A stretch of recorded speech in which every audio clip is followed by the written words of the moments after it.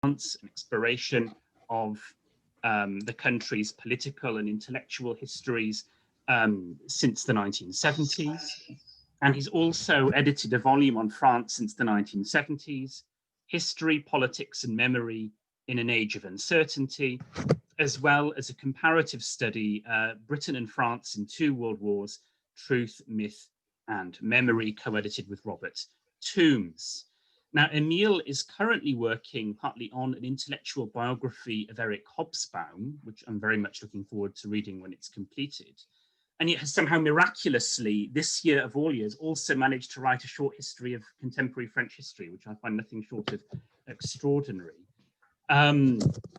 Just to outline the way that this event is going to work, in a moment I will hand over to Emile to give a short 20-minute presentation on the book, and then we will move on from there to a roundtable discussion with Sonia Lamrani and Simon Jackson. Sonia is a PhD student here at the University of Birmingham, specializing in post-colonial Algerian literature.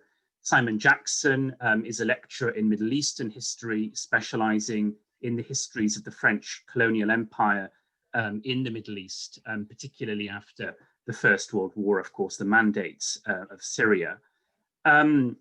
Emile will then respond to their comments. I may chip in with a question as well, and then we'll open the floor up to the Q&A. So if you would like to ask Emile or one of the panelists a question, please indicate so in the chat, and I will take them in chronological order. I will read them out.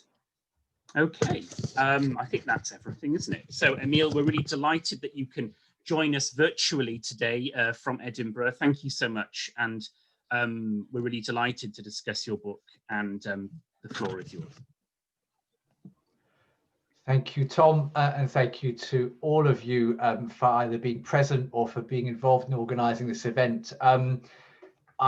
I think I speak on behalf of all academics in the humanities when I say that publishing a book, however small, is a really significant moment in an academic career, and it's wonderful to be able to celebrate that as much as anything else with other people, because books are supposed to be read, and there's nothing quite as isolating as the sense of a book that goes out there without you having any idea what people think of it. So today is one of those moments when I get to find out what people thought of it. And I'm really, really delighted that Sonia and Simon have taken it upon themselves to read this book, a very short book, fortunately for both of them, but a book that covers an awful lot of ground. And so hopefully allows us to talk about an awful lot of different things. I want to be brief because in a way this book speaks for itself in all sorts of ways, and I'm always worried that my oral presentation of my ideas will be much less satisfactory than the written presentation in the book. But I'd like to talk a little bit in the time that I have, firstly about where this book comes from and why the book was written, because that's quite important if we want to understand what sort of book it is. And then about some of the key arguments that I try to develop across the 6 chapters of the book. So the first thing to say is that this book was a commission. That is, somebody asked me to write it. I didn't wake up one morning and say to myself, you know what I really need to do right now in life is write a history of post-war France. I don't know if anybody actually ever wakes up thinking that, but I certainly didn't.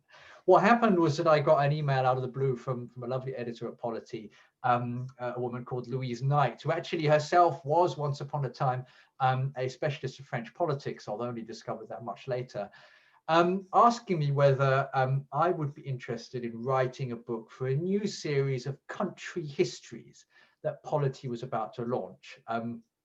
And that history series has now become the Polity History series, and you can see, I mean, it's back to front on the screen, but Polity History is also written at the bottom. So this book is part of a series. It's part of a series of books about nation states written for press polity that focuses on, if you like, the contemporary world in the very broadest sense. Again, some of you may have an idea of the sorts of things that Polity publishes, but it's sort of halfway, I think, between an academic press publishing really rigorous monographs and a trade press that publishes things that are meant to get maximum traction out in the world of the media and publishing and so on. So it's sort of halfway house, and they're very interested in contemporary issues. And when I was approached, I think only one book had come out in the series, so it was very new. And in a sense, it was a series that was still being defined. And I'll be honest with you, my first reaction to being asked was, oh my God, no way. I'm not touching this with a barge pole. The idea of writing a book like this, it just terrified me. And it terrified me partly because I didn't feel capable of doing it, but also because I know how important these books can be. Because all of us, especially if we're historians, but even those of you in other fields, we've all grown up reading textbooks, but we all know what a textbook looks like. I can name 5 textbooks off the top of my head, my own field, 20th century France, written by important people. And many of these actually set the kind of reputations of their authors much more than the monographic work that they did often before or even after those textbooks. So here was me, little old me, thinking, I can't possibly match the big names in my field, in the field of French history, people like Robert Gilday or Julian Jackson or James Macmillan, people who wrote the sort of classic textbooks that you read if you are learning about France in the English-speaking world. And I think an important nuance we'll come to later. This is, of course, a book written in English, directed at, first and foremost, an English-speaking, an English language market. So as I said, my first initial reaction was, I'm not getting near this. So of course, I let the proposition settle. And then like all these propositions, it began to dawn on me that maybe there was something here that I could actually try to do. I could maybe have a stab at this. And there were 2 things about the commission that drew me in. The first was the fact that this book was going to be very, very short. The book itself is less than 45,000 words. I was given 45,000 words as an absolute upper limit. And whereas in the world of academic publishing, word limits are a flexible beast, in the world of more trade-oriented publishing, word limits are much more absolute and concrete than they are in the world of academic publishing. So I had 45,000 words. That is half the length of most British PhDs. That's maybe 50% more than a lot of master's theses, which are 25,000 or 30,000 words. It's the length of master's theses in many European countries, places like France, where, many kind of postgraduate dissertations of different kinds run into hundreds and hundreds of pages, never mind the doctorates and the doctorat d'état that people go on and write later. So this is extremely short. And I felt at first that this might be my ultimate get out of jail free card, right? Every time somebody criticized me, I could just say, you know what, sorry, guys, I didn't have enough room in this book to talk about X, Y, Z. And I felt that that might be a liberating thing. It might allow me to not to worry about completeness, which is something we often worry about when we're writing textbooks or textbook style things, and focus on ideas and arguments, which is very much what I've tried to do in the book. The other thing that drew me to this project was a realization that this might be the only time in my career when I was going to get the opportunity to contribute to a much, much broader understanding of a country I'm from and a country I've worked on for a long time, which is France. And I think this is particularly important in the case of France, because as all of you will know, France is a place that's been written about an awful lot, not just in the scholarly field, also way beyond that. And if any of you have ever traveled to France or thought about traveling to France, and possibly thought about reading something to go with your travels, there are just an immense variety of different journalistic and bad romantic and bad sort of literary takes on France. There's a lot of bad writing about France. And obviously, as a historian of France, I've spent a lot of time sniping from the side saying, oh, such and such journalist has such a poor understanding of contemporary France, or such and such writer, so many cliches, about France, so on and so forth. Here I was being given the opportunity to write something, basically to put myself out there and say, you know what, I have something to offer. I can potentially inflect the way that France is seen abroad. Again, bearing in mind this book is obviously written in English, so it's not written primarily for the French. And those two things, I think, they drew me into this project. And of course, I ended up saying yes. And once you say yes to a commission, it's very difficult to back out.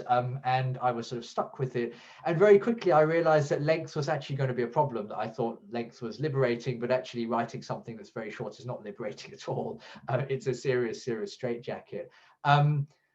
Think about it, the length of the chapters in this book is about 5,500, 6,000 words long. That's like a glorified undergraduate essay. That is the length of something that we ask our students to write. And I was being expected to cover enormous topics about which there are immense historiographies and an enormous amount of scholarship.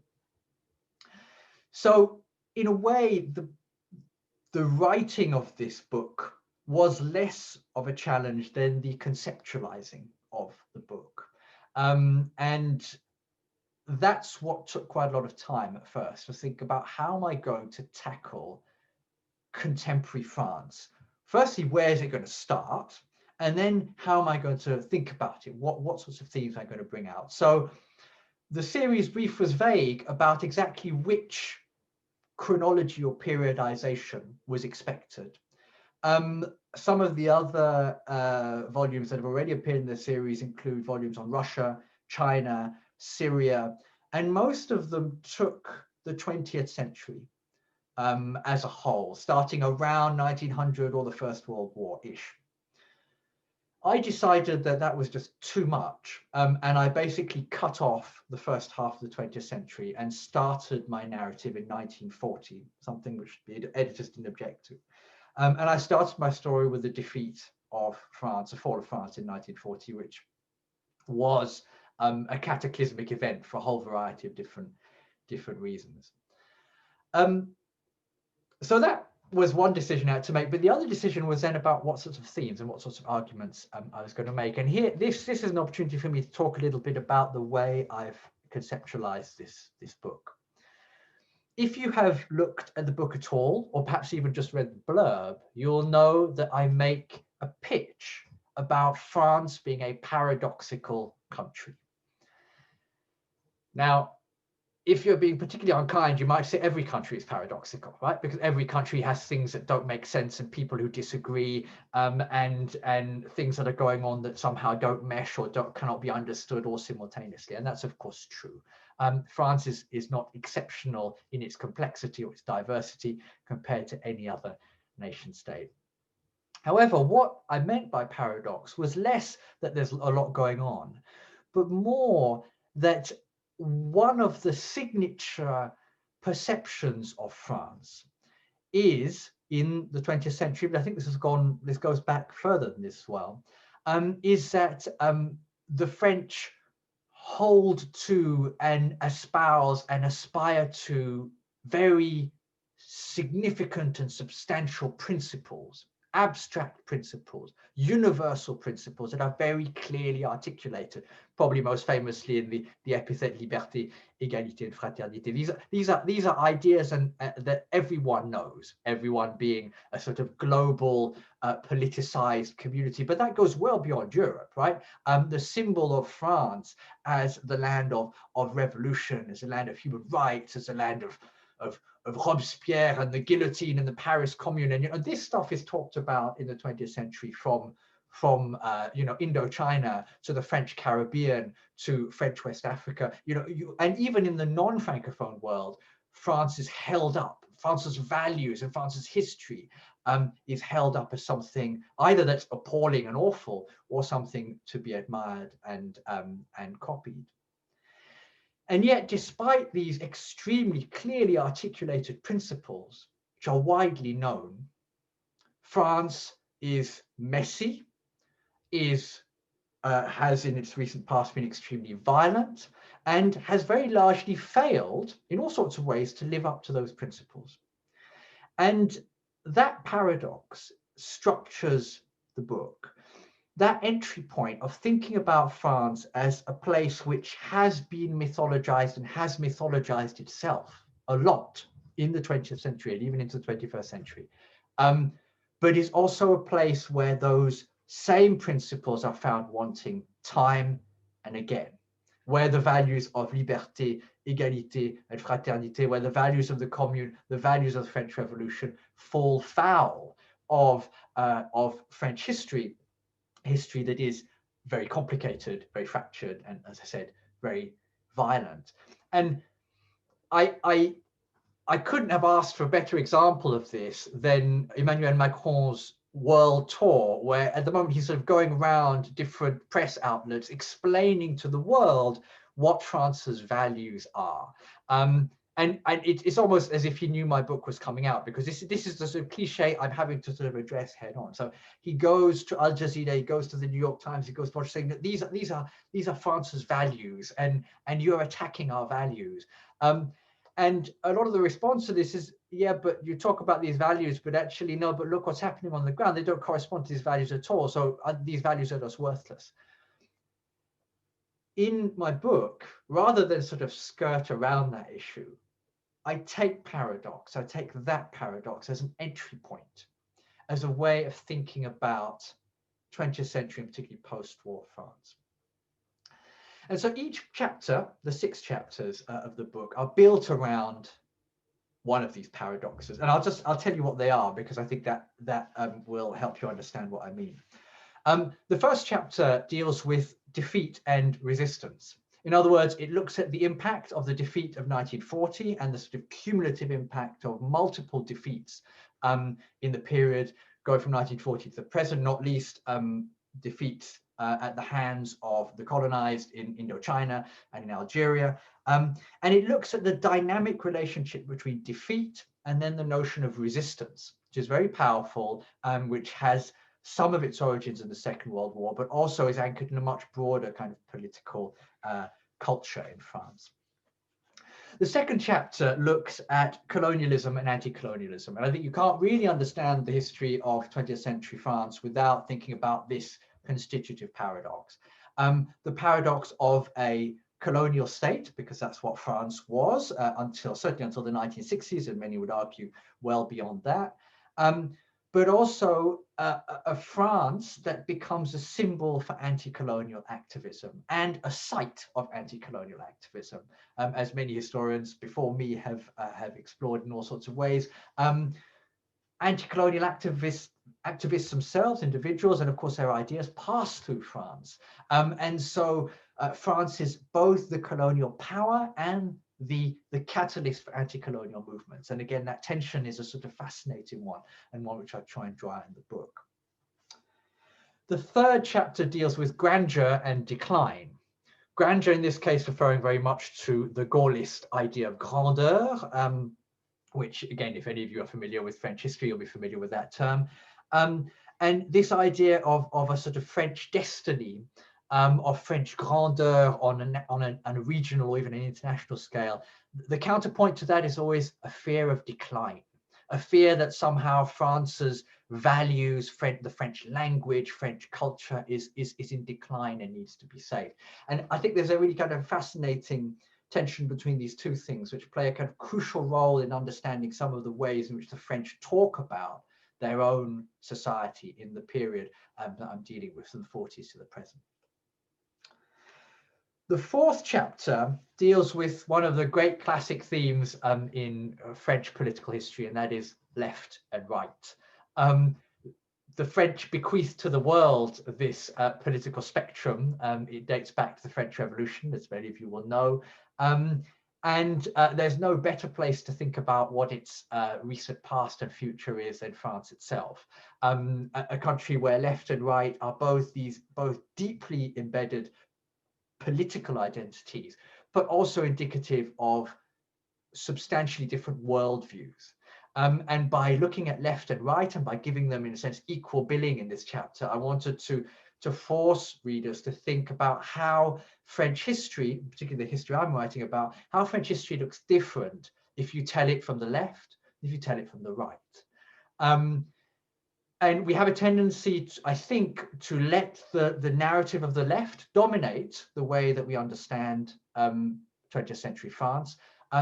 But as I argue in the book, the narrative of the right is perhaps a more important narrative, in large part because the right has governed France much more than the left has. So it's incumbent on us really to understand what, in a sense, the governing philosophy of France was. The fifth chapter looks at a topic that I know in some detail because it's very much my stomping ground, and that's the French Republic and French republicanism. And I look at what French republicanism is, what it's become in the 21st century, and in the second half of the chapter, I look at ways in which it has failed, in a sense, to deliver on its own promise. I look at race and gender specifically, but there are many other topics you could use to look at that. But the point here is to bring out, in a sense, that constitutive tension I was talking about earlier on between values, clearly articulated values, and the messy sociological realities of contemporary France, which are very much realities that belie those values. So my purpose in that chapter is not to say republicanism is all fake. It's not to say that it's all just a tool of elite domination, you know, which is a theory that is very much out there, that French republicanism is just a sort of a tool of the ruling classes. That's not what I argue. I argue that French republicanism is hardwired into public life in France from the top all the way down to the bottom. But I do try and argue that that way of talking about politics means that it becomes complicated and difficult to talk about certain issues. And those issues don't go away just because you don't talk about them, but they sit, in a sense, at an angle to this very strong and very prevalent Republican political culture. And finally, the last chapter of the book is about something that'll be familiar to political scientists, I think, in the room, and that's the question of local and global, or local and national. I try to look at how in the post-war period, particularly, the French state has grappled with both the power of local movements and the development of civil society, and has tried to reconcile that with its continued attachment to France's global role, France's role as a leader in Europe, and of course, France's role as a major military power all across the globe. And I think that tension, which takes in, for instance, the recent Gilets jaunes protests, but also in some ways the COVID crisis, gets us to focus on the history of the French state, which is a very interesting history. Certainly, if you're a historian of France, it's very difficult to avoid engaging with historiography of the French state. But it hopefully gets us to think about that a slightly different way. So those are the 6 chapters of the book. Those are some of the arguments I try and develop. I don't want to talk much more because, as I said right at the start, I'm much more interested in hearing what other people have to say about the book than me. But the purpose of the book is very much to be an accessible introduction to arguments and themes. It's not driven by sort of very heavy chronologies. There is a timeline at the front the editors insisted I include, which is very helpful. There are also maps. That's a very controversial issue, actually. I had to fight. There are 3 maps at the front of the book. One is a map of mainland France. One is a map of the French overseas territories. And the third is a map of the French colonial empire in 1931. I actually had to fight very hard with the editors to put those 3 maps in. I told them that there was no way anyone could understand the history of the period I'm writing about without those 3 maps. And they told me that every other book in the series only had 1 map. And that was what this kind of series brief was. I'm glad that we persisted because the maps are not just a kind of spatial representation of the topic, but also in a way a political statement about what we think the boundaries and borders of France are and should be. But as I said, it's designed as an accessible introduction to arguments. So I think it's helpful for students who are looking for kind of hooks to hang their essays on. It's also, I think, helpful for the general reader who will, if nothing else, be kind of curious to follow up, because I don't think I'm able really to deal with topics in depth. And I hope too that it's of interest to specialists, to people who know France, because it is overall as much an essay on France as it is a kind of textbook or an account of recent French history.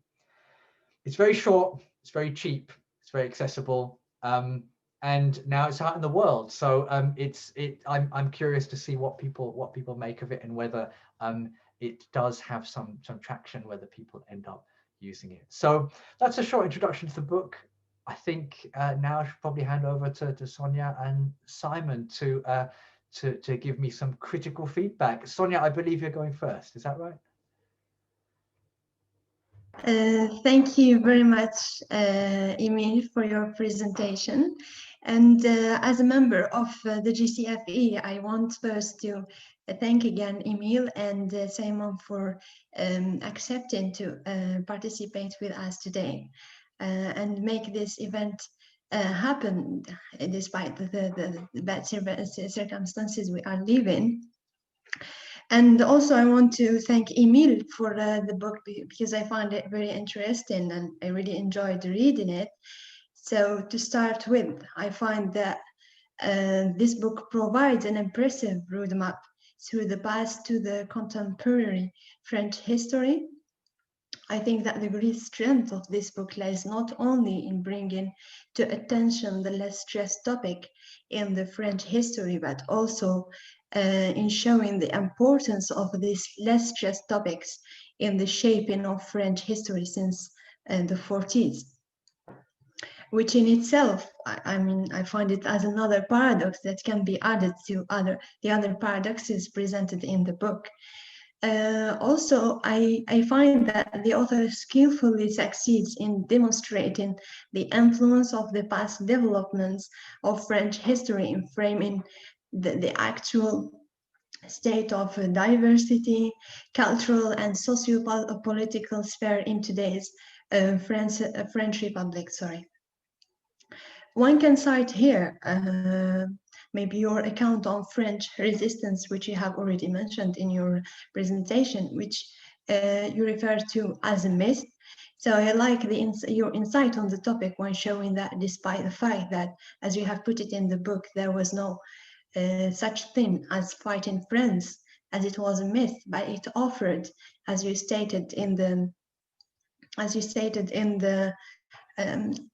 book, a path to respectability, and was recurrently used to resurrect the national unity, not only in the 40s, but until the 60s, or maybe even in the present day.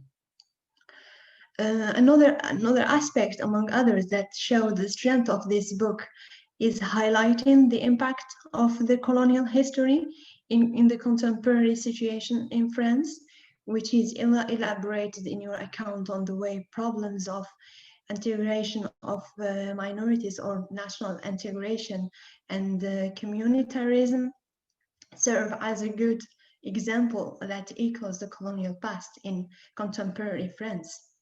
Here I think that you have effectively challenged the principles of republicanism, as you have highlighted the gap between the lofty rhetoric, as you put it, and the disappointed realities on what concerns the establishment of the republic and the problems of race, gender, and religion since the 40s. I find that the book also provides very important insights on many other topics that are rarely discussed in other history books. However, I would think that although the book displayed a larger scope in discussing the French colonial history, some aspects like the relation of French with French Empire, with its ex-overseas colonies, is sometimes presented from a metropolitan perspective. One can cite here your reference to the major contribution of hundreds of thousands of African soldiers in the French troops in the Second World War. I really liked your insights on the important role of African troops. As you have put it, France was liberated by and from its colonies despite the unfair treatment and exploitation of African soldiers compared to European and French ones. that you highlight, that you highlighted in a very effective way. But and of course, it is not the case with some other history books, such as David Killinglay's book, which is entitled "Fighting for Britain: African Soldiers in the Second World War." Who we can feel by reading the book that he used his book to highlight the healthcare or the social benefits of the war service on African soldiers and their families, and really overlook any other aspects of course of the help of or the great job of African soldiers in the war.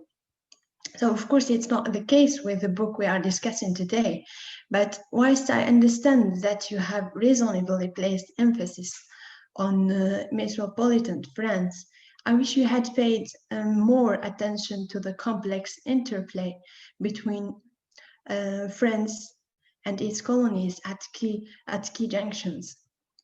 For instance, from what I know, I think that the way the Algerians were harshly repressed with bloodshed in the same day of the end of the Second World War could have been very interesting material in the book.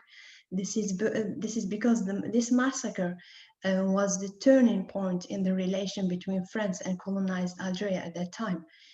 In the day Winston Churchill announced the end of the war, which was the 8th of May 1945, there were 45,000 people, Algerian people, working in single day in 3 different cities of Algeria, Sidi, Gelma, and Kharata, just because they asked France to keep its promise to liberate Algeria.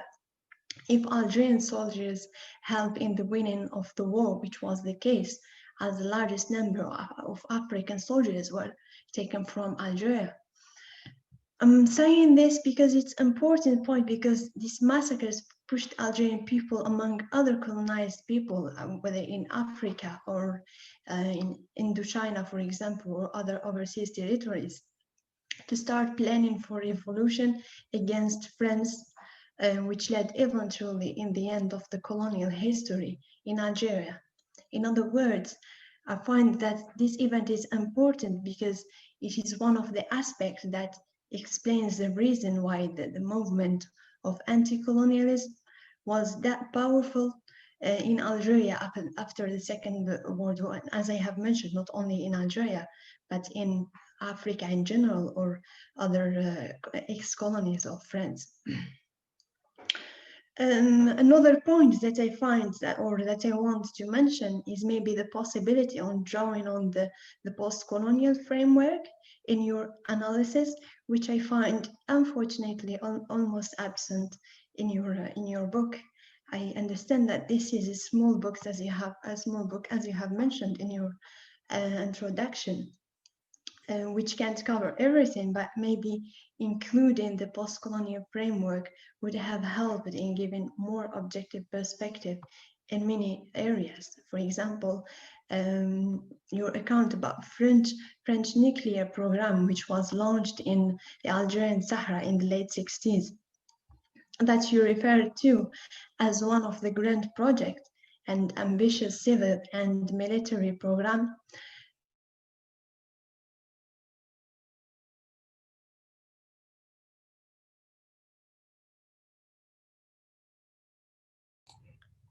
It looks like we have lost Sonia for a minute there.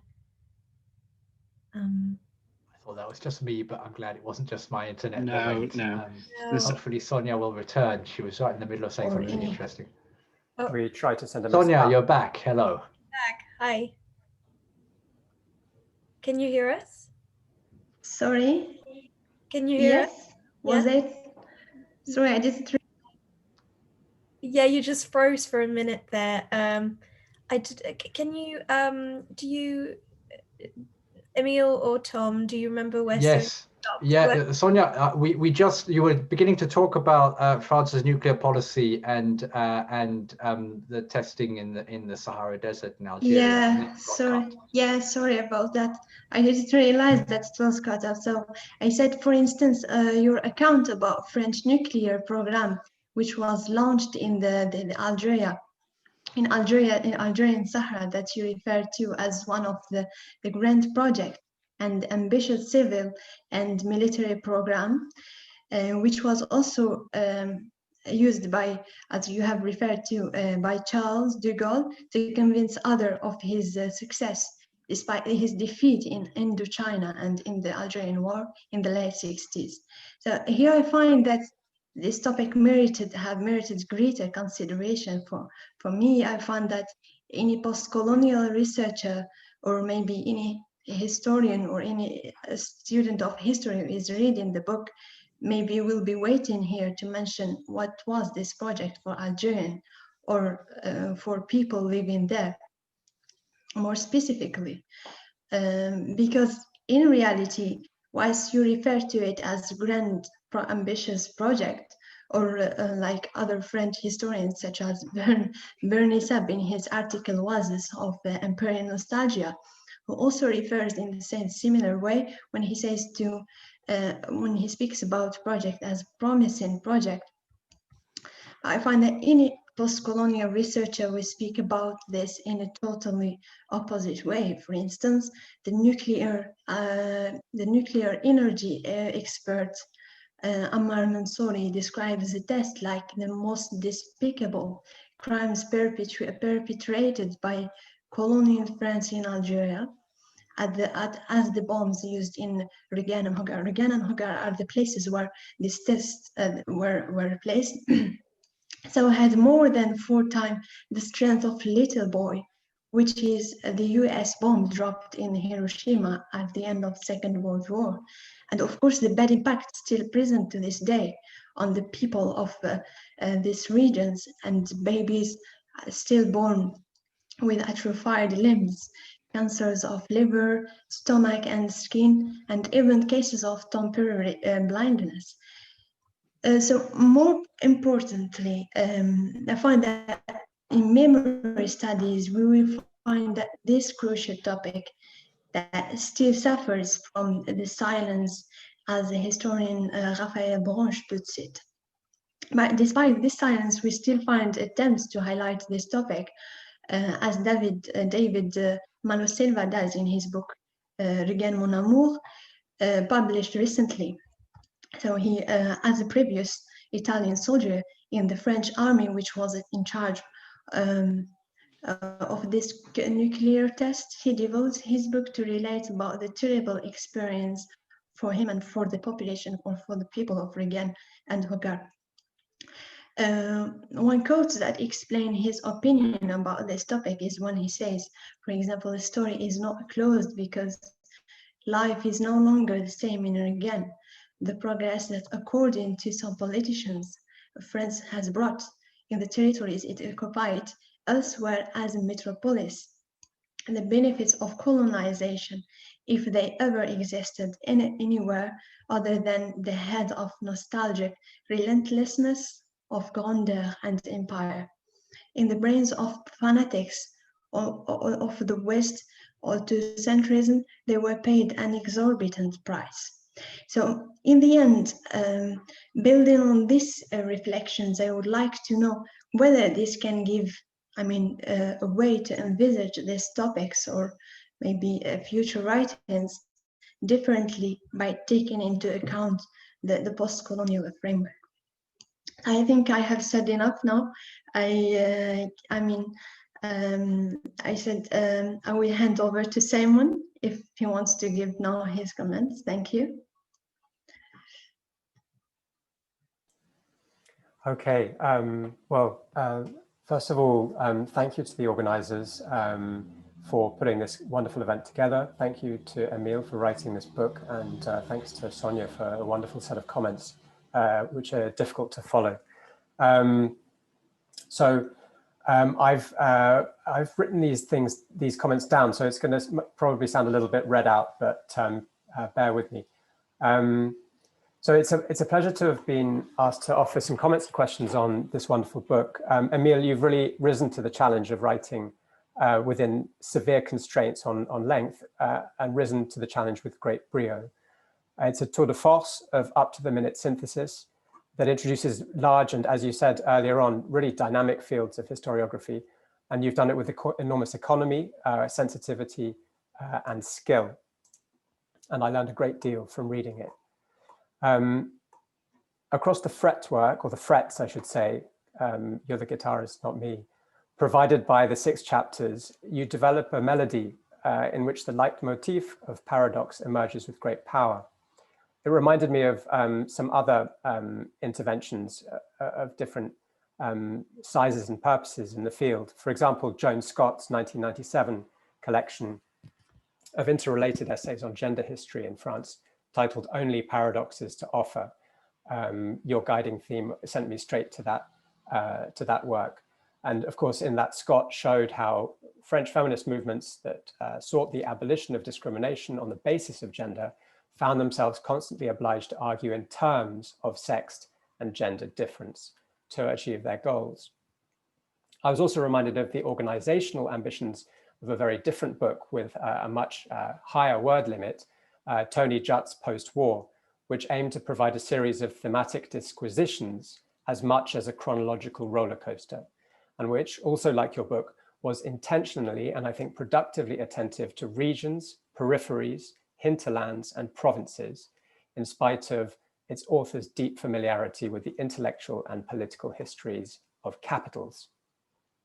Finally, and much less seriously, I was reminded a little bit of the anarchist singer Renaud's 1975 song, Hexagone, which I'm sure you know, in which he skewers the pretensions of the French across the 12-month calendar of commemorative self-reassurance, and in 3 compact minutes, echoing your compact 45,000 words, elaborates on the French selective historical memory and their susceptibility to authoritarian and gastronomic temptation alike.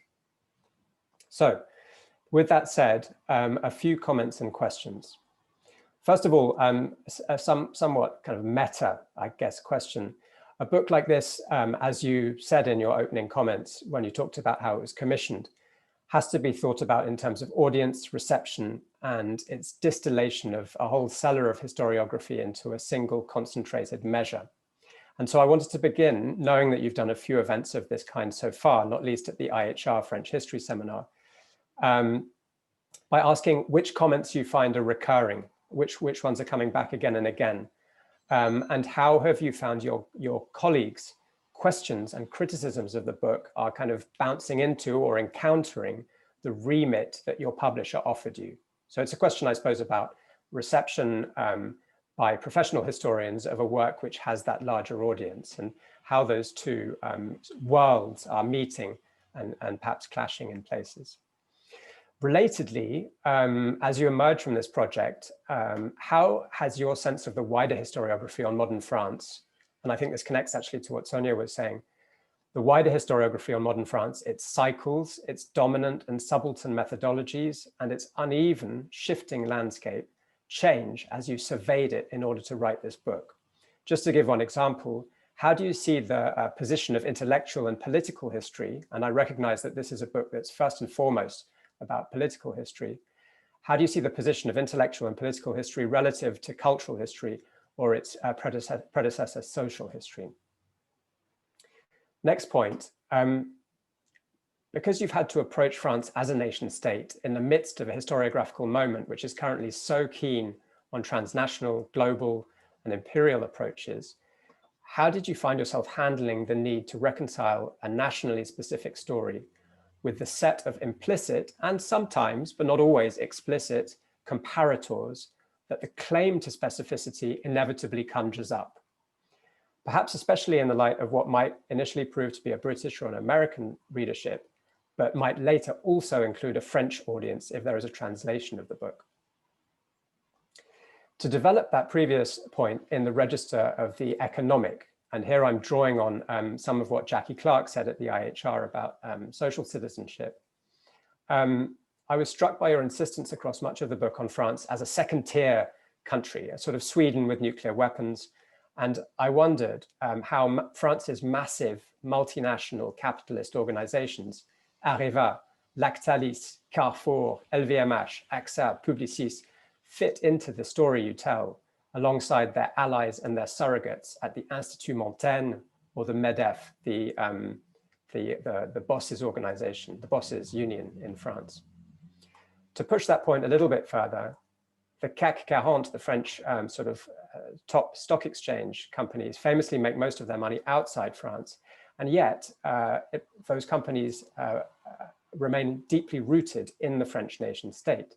How should we think about their power, that is the power of those multinational companies, in relationship to France's national power, as you sketch it in the book?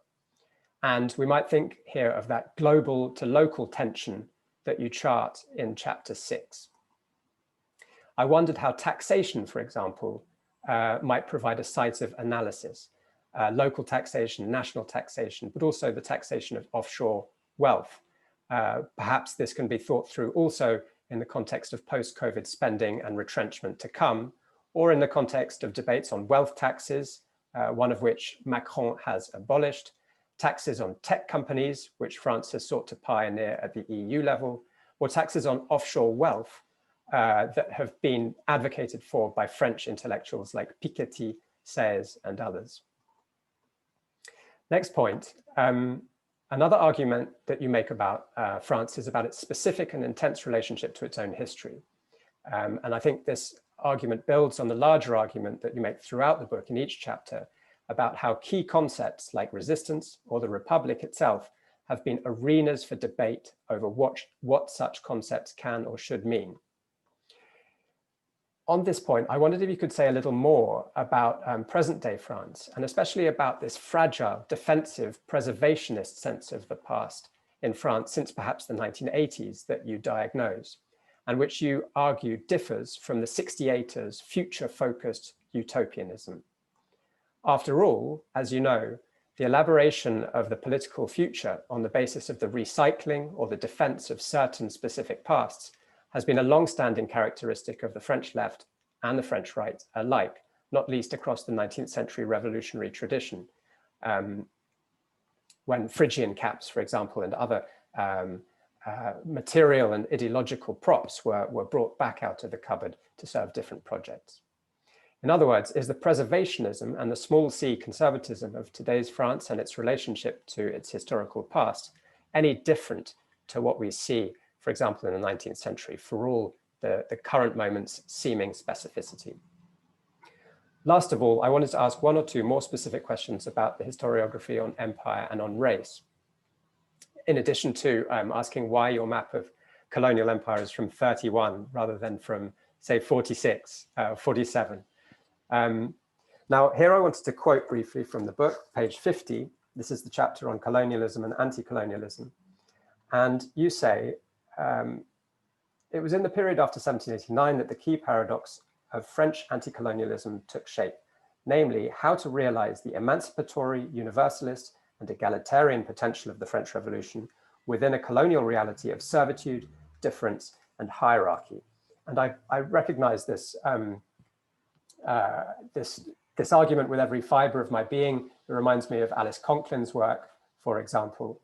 And I just wanted to set it into conversation with Gary Wilder's argument, going back to the mid-2000s in The French Imperial Nation State, where he argues that we should see this not as a contradiction or a paradox, but as a kind of productive antinomy characteristic of an imperial nation state, a single integrated socio-political system that linked a parliamentary republic to an administrative empire, and to build on Sonia's point, linked the provision of cheap electricity in the metropole to the kinds of disastrous events in the Sahara that she just evoked so well. Now, of course, Wilder looks at the interwar period, not at the post-1940 world as you do. But I think this is an argument that's returning to the historiography at the moment, even in longer run perspective. For example, in Tyler Stovall's forthcoming work on White France, which, to paraphrase it very sort of brutally, argues that bourgeois republicanism's commitment to freedom construed as the identity of a people rather than as an open and programmatic ideology has allowed for the implicit construction of republicanism as a white project. Okay, so I'll stop there. There's an awful lot that I'm realizing as I come to the end that I've said a lot of different things. Emile, please feel free just to choose, at will and to leave out what seems less productive to you. Thank you. Thanks so much. Simon and Sonia, what wonderful comments. And of course, you know, I could answer all of them by saying I didn't have space and I couldn't deal with all those issues, but I don't want to answer them like that, because A, that's a cop-out, but B, because actually you're both asking very fundamental questions about the decisions I made when writing a book like this. And that's actually where a lot of the attention, you are rightly focusing attention on that aspect of the production of this book. You know, generally one might focus on what is there, because it always seems slightly unfair to target authors for what is not in their book. But in a book like this, so many choices had to be made that think about what's not there may be more productive than, let's say, when talking about someone's first monograph, where it just doesn't really make sense to do that. So thanks so much. Let me just take a few minutes to try and gather responses to these thoughts. I'd like to come back to empire, race, whiteness, and colonialism. I just want to park that for a second, and Simon, I want to deal with some of the other questions that you mentioned. One of the recurring comments, you asked me about the kind of reaction. Now, of course, the book is very young, so I haven't really had a lot of reaction, but one of the recurring comments I get actually interestingly runs up against precisely a tension that you identified later in your comment. You know, why write a story of a nation state? Right? Why do that? And the tendency now at the moment in the historiography is very much away from national histories. Now, I'm part of that generation. I did my PhD at a time when, you know, the energy was in global history. The energy, you know, the really bright young people like you, Simon, were doing stuff that was global and transnational and cool. And I was sort of stuck doing this PhD about the way the French talk about themselves. I mean, it was not possible to get a more kind of navel-gazingly national frame than the one that I was working on at the time. And I remember being sort of slightly uncomfortable about this. I was supervised by Robert Toombs, a man who is not overly, if you like, concerned about following current trends in historiography or politics. So he never pushed me on this, but I was very aware of being at slightly at odds with this literature, a lot of which I found really inspiring. Actually, so I should say that, you know, many of these people are friends of mine, people who whose ideas I really wanted to take on board. I suppose my instinctive response is actually to say that the nation still matters really quite a lot, and not only does it matter in a sort of in an analytical sense, but if we're understanding 20th century European history, which is the main focus of this book, trying to avoid the nation or trying to deconstruct the nation is likely to lead you to miss some crucially important dimensions which no one being introduced to, let's say, France or French history should miss. And perhaps of all the paradigmatic nations in Europe, France, maybe along with the United Kingdom, France perhaps stands alone as having such a clear sense of its own national history and its national identity. And this going back through the French Revolution and beyond, well into, you know, the 18th century and the 17th century, and the sense that France can only be France if it's understood as a nation. Now, I don't agree with that as a historian, but trying to introduce this topic to others required me, in a sense, to embrace at certain points that national perspective. So it's something which I sort of had to recognize, and I had to sort of, I couldn't, it was very difficult for me to pretend I was doing anything else, right? Because the title of the book, I mean, look at the title of the book. It's a one-word title. In fact, somebody else already commented on this. The book is just called France. No indication of when, where, what kind of France. No, it's France. And the only idea you have what's in the book is the cover art, which I quite like. I didn't choose the cover art, but this Marianne that's inverted, and, you know, cover designers didn't know about paradox, but they got the cover right. That's it. It's France. All the other books in the series are called Syria and Russia and China, and so the frame is sort of set. And what I wanted to do was try and work with that rather than sort of attack that meta construction right off. So this is probably why, and I recognize this in both your comments, why the peripheries still appear as peripheries. Whereas, of course, a more sort of contemporary historiography would tell me, well, okay, why don't you write the story of French nuclear policy from the Algerian Sahara and from French Polynesia, right? Start your stories there. Start your stories in the Pacific Ocean, start your stories in the Sahara Desert and work outwards. Instead, I start from the center and I work outwards. And of course, but my excuse, I suppose, is that this is in its sort of analytical thrust, its argumentative thrust, is representative of the way the French have seen those areas and have seen those activities, which is not to say that they should be peripheral, they should be marginal, but that introducing that story requires me, in a sense, to recognize their marginality within a greater French national story, and then hopefully later bring them back in and show how actually these margins do challenge in really interesting ways the dominant story. So that's the main reaction I've got so far. The other reaction, which I found interesting, is that where I think my book differs from a lot of other introductions to 20th century France is I come right to the present day.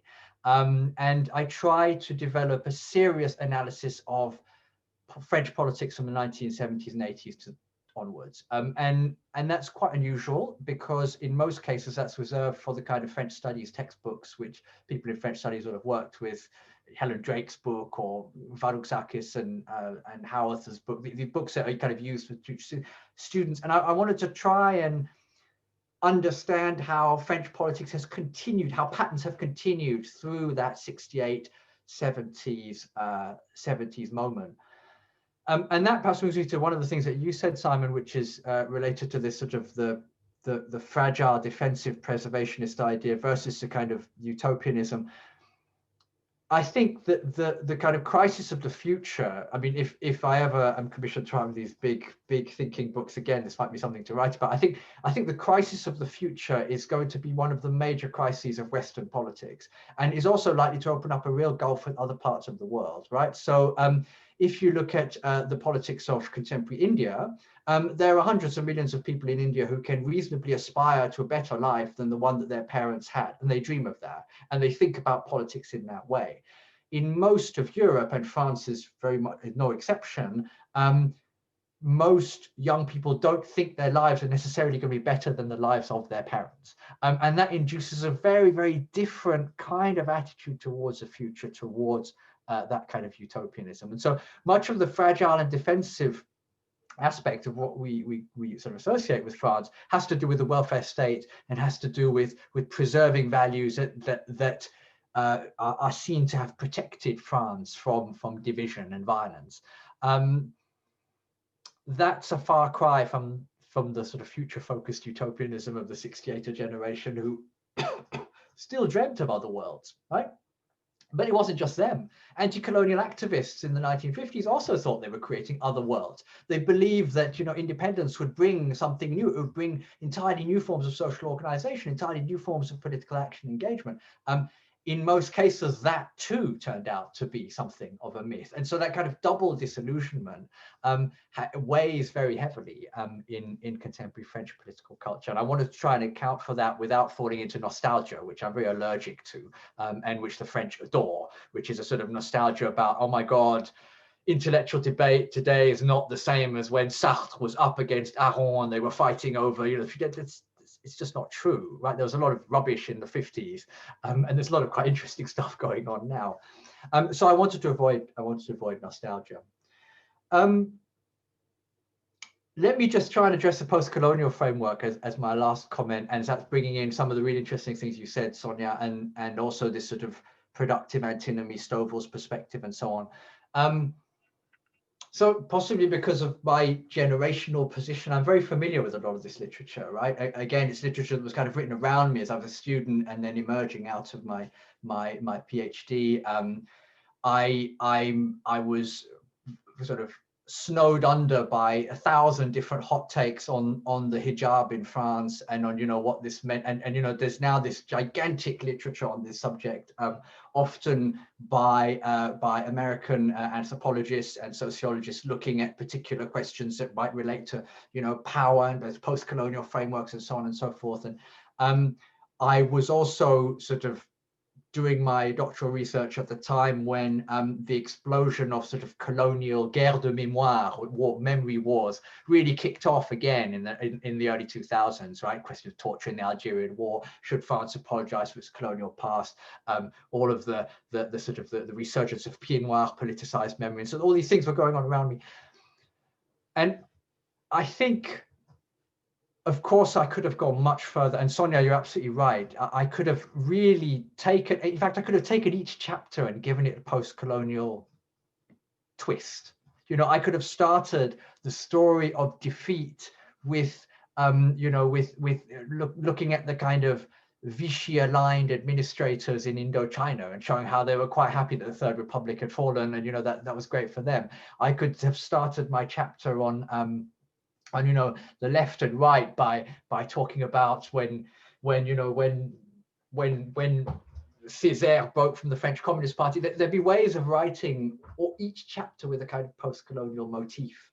And actually, I regret in some ways, Sonia, not using the example of Sétif in 1945, and actually I think I probably thought about it, but it's a fantastic paradox. I mean, it really, the war comes to an end and the war begins. The celebration and their slaughter. There's so many things there that capture the central themes of my book.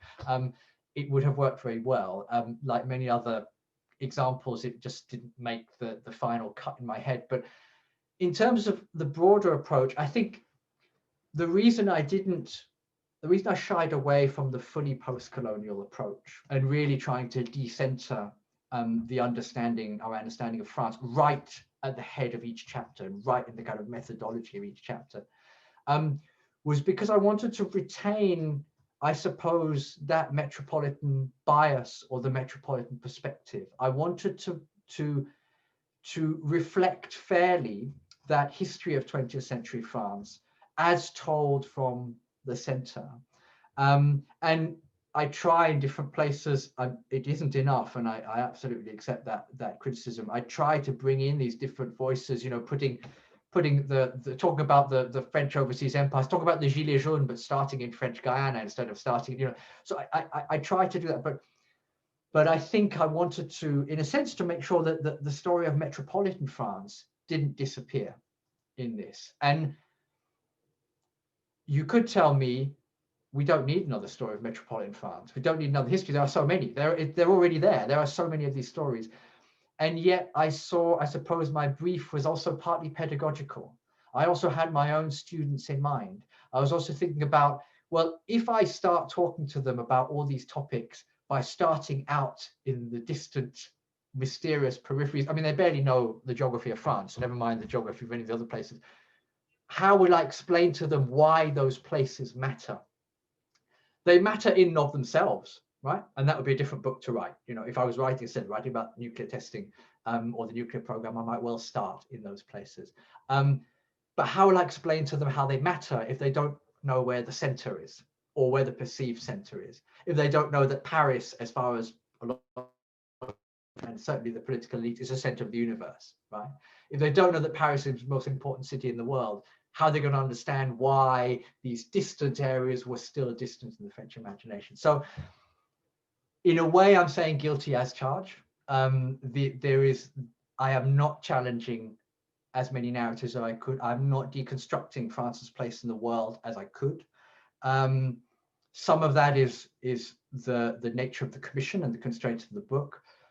Some of that is me grappling with my own attempt to synthesize the historiography and reflect it fairly. And some of it is pedagogical. And this belief that I have sort of developed over years of teaching France, that you've got to start with the kind of the basics, and you need to try and explain at least what the basics are before you move on to something else. But thank you so much. I'm going to stop there because otherwise I will just keep talking, and I'm sure people have questions. I've already seen there's one about environmental history, and I want to answer that too. But Tom, I'll let you coordinate the Q&A. No, thanks, Emile. Thank you for your wonderful overview of your book. Thank you so much. And thank you as well, Sonia and Simon, for your wonderful commentaries. Thank you.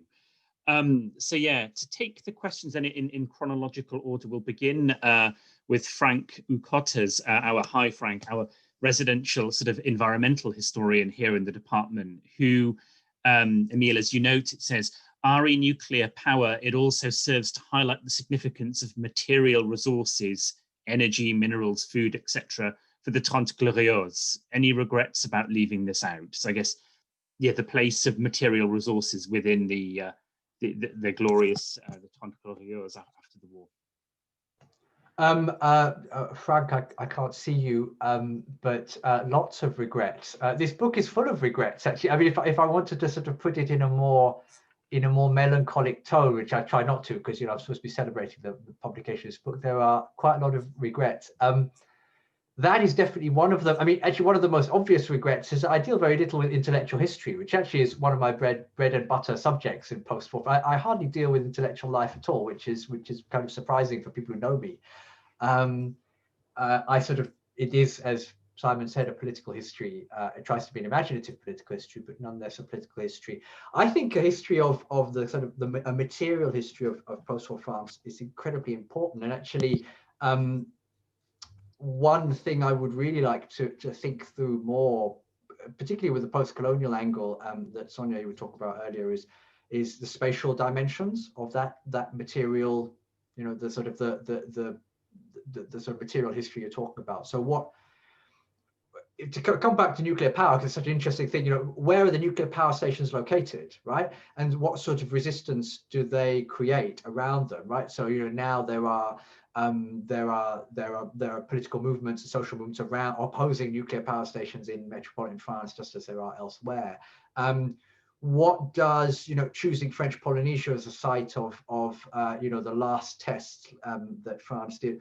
What does that say about the place of this sort of very beautiful, very kind of spectral space at the outer margins of France, deep in the Pacific Ocean? What does it say about that space? How do you square, Sonia, to sort of put a post-colonial slant, how do you square the idyllic, the orientalization of this idyllic space, and then the sheer brutality of underwater testing? There's some really, really interesting dimensions.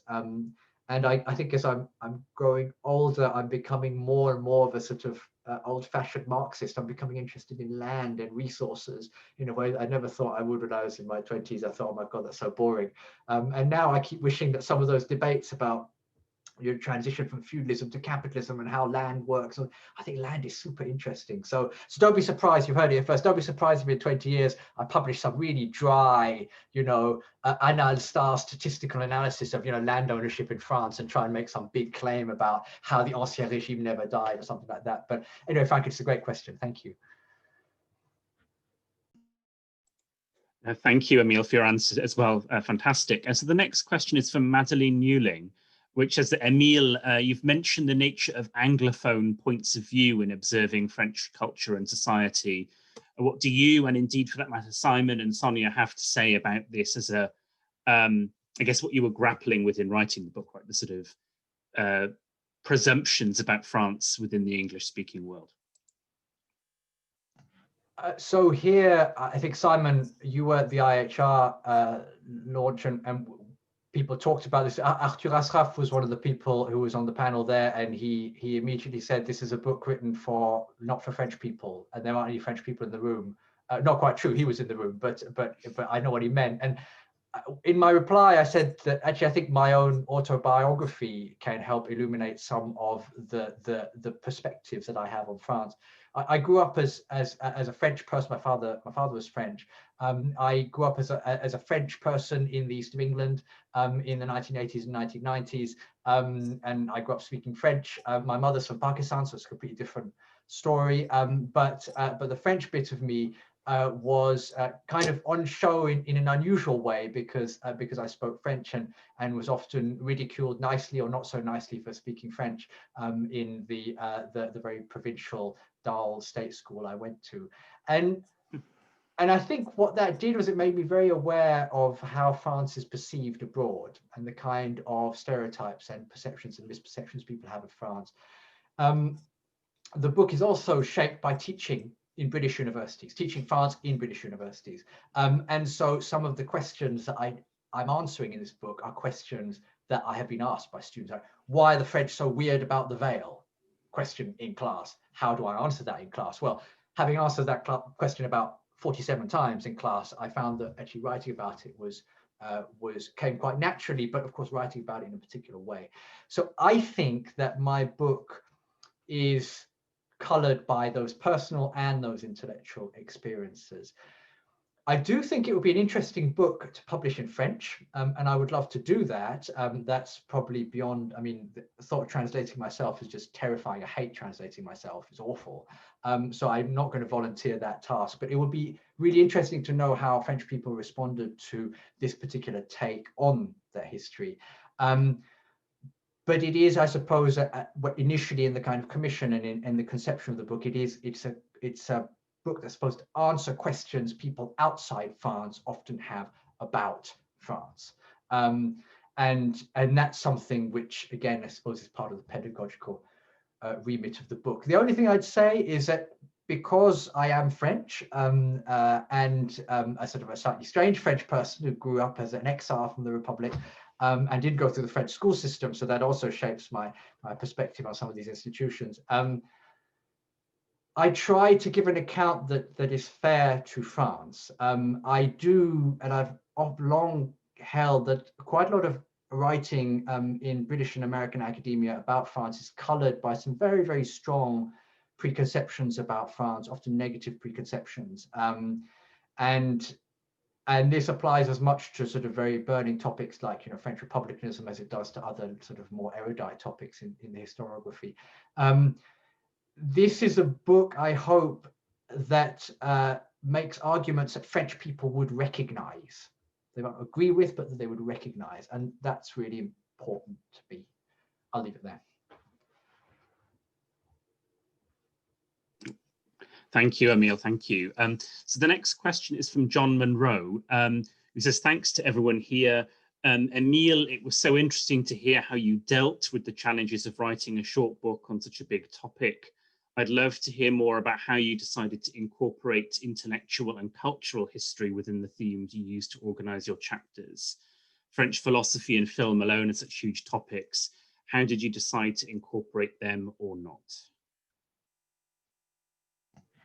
Regrettably, more regrets, regrettably, they are relegated too often to background music. They appear at different points. I talk about, in the chapter on anti-colonialism, for instance, I try and talk about Césaire or Fanon.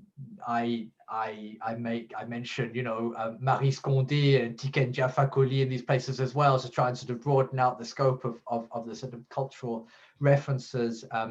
In other places, I talk about La Haine or the Battle of Algiers. They feature what I didn't do in the book, and that's something which I would have loved an additional chapter for. What I didn't do was sort of make them central to any of the chapters, really. They illuminate some of the themes. They don't drive the themes forward. The only place where you might see a bit more of that, but then you'd have to know a bit more about what I wrote about before, is in the chapter on republicanism, which is of course a chapter about ideas, but much more than in my previous work, which focuses a lot on kind of intellectual debates. In this book, I try to show how republicanism actually works. That is, how this discourse and how this language and how these ideas circulate and what impact they have on the everyday politics of France, rather than sort of really engaging with some of the more conceptual debates that I've written about elsewhere. So the decision was a brutal one, and as I said, one that I regret slightly, but I hope that it gives the book slightly more coherence, that I've relegated some of these issues. That's a trade-off. You leave things out, but you increase the coherence by holding on to a certain thread, in this case, politics very broadly construed. Simon, I see your hand has gone up. Yeah. Can I just add something here very quickly on this point? I'm completely with you, Emile. I mean, you do mention those films, but otherwise that kind of culture is not in the foreground. But especially in the chapter on local citizens in a global state, I thought you analysed beautifully the way in which local cultural associations, that is not sort of high culture or even public culture, but local civic forms, the photography club, the painting club, the cinema club, the way that this kind of culture became a kind of dense tissue of civic and local political life, particularly under the Socialist Party's funding regime of the 70s and 80s and into the 90s. And I thought that was, yeah, so I thought there was culture there, not in the way perhaps that John was kind of looking for it, but it is there. Thanks. I always like it when somebody else defends my book rather than me. Yeah, thanks, Simon. You're right. Actually, that point is a really interesting one. That chapter is one of my more explicit attempts to overturn a stereotype of France. So this is a stereotype of France as a very, very statist and top-heavy country. And this is a very, very prevalent stereotype. You know, France is kind of the worst state in Europe. I mean, if anybody's studying the state, they start by looking at, you know, Louis XIV, and they look at the French Revolution, and they're looking at, you know, the different republics, and then, you know, Napoleon III, and, you know, the Third Republic and the Fifth Republic as a kind of paradigmatic endpoint of that, which is this incredibly top-heavy presidential system created by de Gaulle, who notoriously didn't like representative politics at all. And so in that chapter, I wanted to say, yes, all that's true, but let's flip the hourglass and look at the bottom. And if any of you ever spent time in France, even as tourists, you'll know that there is an association for literally everything. I mean, everybody does the association thing, right? They set up chess clubs and clubs to look after the flowers by the side of the road, this kind of thing. And I began to think to myself, and actually, that's not just something that's happening that's ephemeral, but cumulatively, I think that civic culture is quite important to understanding how France works. And it could, again, I don't develop it much, but it could have a more post-colonial, more obviously post-colonial take on it, because it's also that civic culture that drives resistance from the peripheries, right? So it's that's the civic culture that drives the kind of protests that we've seen in French Guiana recently. It's that has driven the very complex set of kind of political negotiations that are taking place over New Caledonia, which has just had its second referendum on independence recently, which very narrowly this time, gave the result of, you know, staying with France, but the gap is getting narrower each time. So that resistance is coming from those local bodies. So thank you, Simon, for mentioning that. Thank you all. The next question is from Klaus Richter, who says, I found your views, Emile, on the continued usefulness of looking at history through a national lens really interesting, especially the national imagination of a historical trajectory from grandeur to decline, and conservationist attempts to somehow at least preserve France's position on this trajectory. How far is this specific? Is this not also just an extreme manifestation of a broader European anxiety of decline vis-a-vis the rest of the world, with the EU being the union that needs to be furthered because it seems the only feasible way to preserve Europe's weight in the world? Also, are there other narratives in France that imagine this trajectory differently, i.e. not as one that points towards decline? On the EU, yes, the question of France and the EU, so I do try and deal with that in like 3 ridiculously compressed paragraphs or something. One of the interesting things I think about the relationship between France and the European project is the way that the French have had to change their own perspective and position within the European project. I mean, when the European project kicks off in the late 50s, there's a lot of, you know, Christian democratic, you know, hot air about peace and stability and whatnot. But really, it's about France keeping, you know, a boot on Germany's neck and making sure that the Franco-German problem will be resolved forever. And it's de Gaulle and Adenauer who sort of give life to a lot of the more general sort of words that accompany European integration. And what's happened, especially since the reunification of Germany, I'd argue actually this goes back to the accession of the UK as well, and the rise of Thatcher in the 80s. But especially with the reunification of Germany, is that the French having to recalibrate their position internationally, but also regionally. And so there's a sort of double tension as they try to renegotiate that role. Yes, there are lots of discussions in France that are not focused on decline, and they come to something I didn't address at all in Simon's comment, which is capitalism and big capital. Yeah, France is a very statist place with its French model and whatnot else, but it's an extremely dynamic capitalist economy with very high productivity rates. And with a very, very strong tech sector, very strong pharmaceutical sector, you know, distribution, also the kind of distribution sector, that's what we kind of call supermarkets and these sorts of things, as well as, of course, some more classic industrial powerhouses of, you know, cars and planes and whatnot, that sort of thing, kind of Trente Glorieuses stuff. What you often hear from France's business leaders is, guys, it's not so bad. Why are you complaining so much? You know, France is doing really well. And I kind of find it interesting that they're not heard.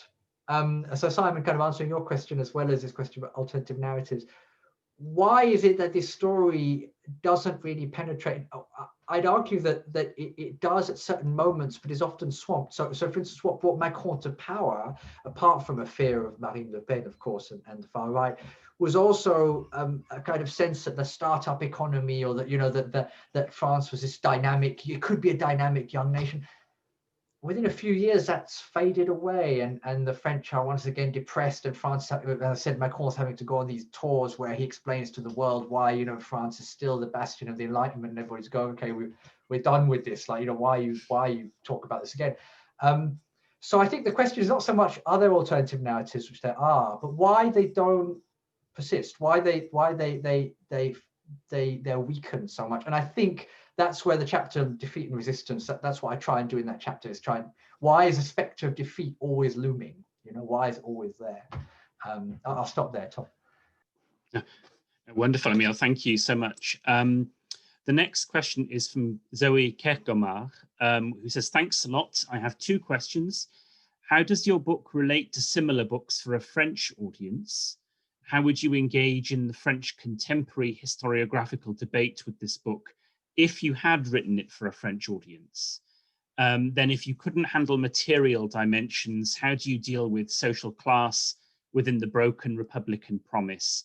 I guess this question makes sense from both a French and from a British point of view. Yeah, I would have struggled to write this book in French for a French audience. It's somehow, well, partly because some of the debates, so I'm sure if it was read in France, people would go, you know, Emile, c'est très anglo-saxon. It's very Anglo-Saxon. This is what French people always tell me when they read. So here I get told I'm too French and I'm too soft on the French. And then when I go to France, they tell me that all of this is just Anglo-Saxon nonsense. I think I actually draw, I mean, what I really regret, so the further reading at the end is all in English. And that was kind of the publishers telling me, okay, look, you can't just put French things because the French audience for this book is not there, or at least that's not who it's targeted at. I tried to engage actually with quite a lot of French language historiography. It's just invisible in the book because there are no footnotes. So you can't actually see, and there's no further reading because I didn't talk about any French language books.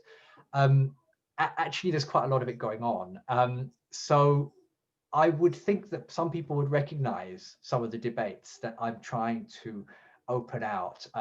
It's in the history of the left, draws heavily on French language literature, that section. Certainly the stuff on defeat and resistance does. So does much of the work on the French state, although my argument is very influenced by Herrick Chapman's wonderful new book, The Reconstruction of France, France's Long Reconstruction, sorry. So I think that French language historiography is there, but it's just slightly hidden, which is ethically problematic, but I hope forgivable. As for class, yeah, I think it would have been great to have addressed class in a very explicit way. Class fits very awkwardly within a Republican paradigm. You will know that, Zoe, I'm sure. Republicanism is fundamentally a kind of political philosophy that's designed to unify a nation, a national community. And therefore, any division of that national community is perceived at the very least as a threat, if not as an existential threat. And that's why social class can't really feature within a Republican framework, because ultimately it shouldn't exist. It's another form of separation and division.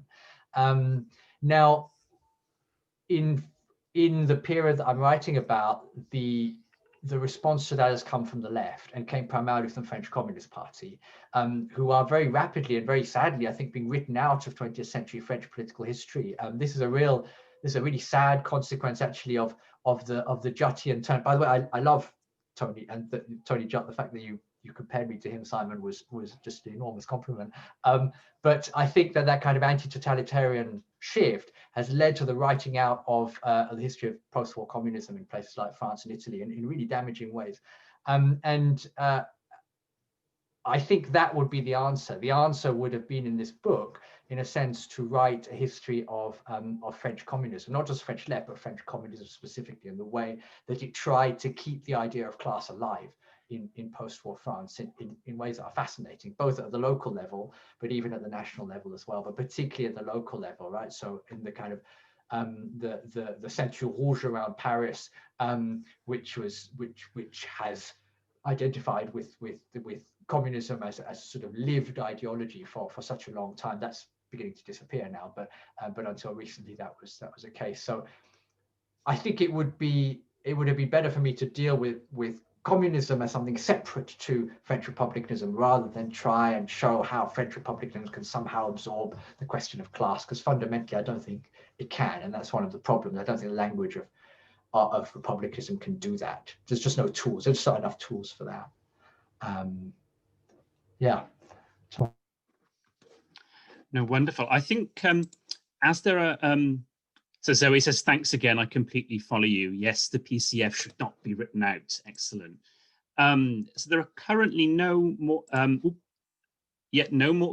questions currently here. So I'm gonna abuse my position here in the panel to ask one. Also on the history of the left. I mean, I was really struck, Emile, by your analysis of the decline of the Parti Socialiste, right? I mean, in a way reminded me as a Germanist of the sort of recent travails of the SPD, and I guess the wider malaise of the kind of centre left across so much of Europe. And I just wonder, do you see the kind of current, you mentioned the 2017 election, right, which ended up being what was still then called the Front National, right, against Macron, a kind of a liberal national duel as being the final round. Do you think that will not stabilize as being the main sort of axis of French politics, or do you think that the Socialist Party still got some fight left in it? Yeah, well, Tom, you'll know as well as anyone that historians are really bad at making predictions and always make wrong predictions. Since 2016, I've made so many wrong predictions that I'm loath to make any further predictions. What I will say, though, and I suppose this is my perspective as a French historian, is that the left and the right have that division has been the death of that division has been announced many times in the past, going deep into the 19th century. That's what Napoleon wanted. Napoleon wanted to put an end to the left and right divide. He failed. Napoleon III wanted to do that. He failed. The Vichy regime wanted to put an end to that. They failed too. My sense is that I think the left probably has more fight in it. But the question is exactly what form that will take, and that's what's really interesting. There's a very strong bipartisan logic in the Fifth Republic that's kind of hardwired into the kind of constitutional settlement of the Fifth Republic. And it means that you kind of need to have two large parties that can sort of sustain themselves through multiple electoral cycles. it's not clear that the Parti Socialiste will necessarily be the vehicle for that, but I wouldn't be surprised if it rebranded itself and converted itself into something else that becomes a vehicle for left-wing politics in France. And I say that also being very aware of something that I mentioned in that chapter briefly, which is a kind of culture of memory on the left, which is very, very strong in France, right? And you know, left-wing activists of all kinds, they feel like they're heirs to a great tradition, and to let that tradition die would be tantamount to accepting defeat, which is something which obviously you know, French people are kind of very wary of doing. So I feel that it's not going to that's not going to be the last word. Macron is not going to have the last word about this. But if it does turn out to persist, and that's something I said at the end of the chapter, that's my son contributing to the discussion. If it does turn out to persist, then that will be a really, really substantial change, and may well require the kind of rethinking of the architecture of the Fifth Republic. Because if it does persist, eventually Marine Le Pen will win, right? And you know, not because she's necessarily got that vote back. I think she's a long way from winning at the moment. I really do, under the current system. But at some point, the dam will break, and once the dam breaks, the system will also break, because the system was designed to stop that from happening. So I suspect there'll have to be some kind of new constitutional settlement. But at the moment, no French political party seems to be interested in tackling the French constitution as it stands. Macron made lots of big, very beautifully articulated statements about this as he was campaigning for election. But as far as I can tell, there's been very little, you know, just maybe a bit of proportional representation in some places, but even that is not be fully implemented yet. It's really hard to get French politicians out of their Fifth Republic mindset. No, thank you so much, Emile. Thank you. I think, as far as I can discern on the Q&A and the chat, that we don't have any further questions. And I think things are beautifully timed, because it's a few minutes after 6 and we said we would finish. So if nobody else has any questions, I think we will call a halt there. And it remains for me to say thank you so much to Emile for joining us, for the wonderful talk and the incredibly thoughtful and engaging answers to all our questions. I can completely and thoroughly endorse this book. I've greatly enjoyed reading it over the last 2 weeks. I've learned a tremendous amount as a Germanist from the other side of the Rhine. I learned a tremendous amount about our Western neighbours. Wonderful book, beautifully written. Thank you, Emile, for joining us. It's been a real pleasure. Thank you so much. And thank you also to Sonia and to Simon for engaging so thoughtfully with Emile's book, and for your questions and analysis as well. Thank you so much. And finally, thank you to everybody else for joining us. Thank you. I've tremendously enjoyed this event, and thank you for being part of it. So finally, thank you, Emile. Thanks very much, everyone. In the spirit of Christmas cheer, I'll try and send round a discount code for the book in case you want to buy it. It's really cheap, so it's actually a book that I could reasonably ask people to buy without feeling terribly guilty about it or having to foist it on my mother for the 15th time. So yeah, thanks so much. It's been great. It's always so exciting and so rewarding to have people engage with my work in this way. So thanks to all of you.